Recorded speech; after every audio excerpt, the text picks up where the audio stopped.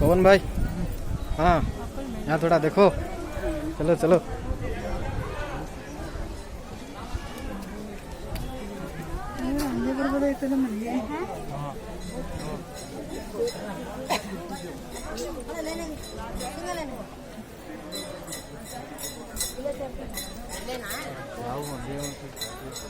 ಭಜನ್ ಮಾಡ್ತಾರ.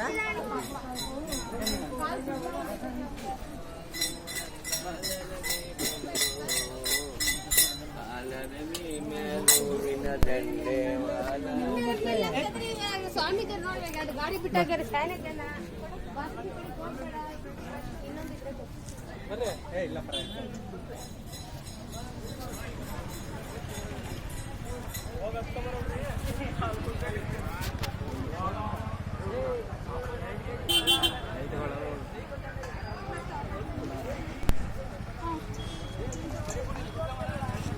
ಹಂಗೆ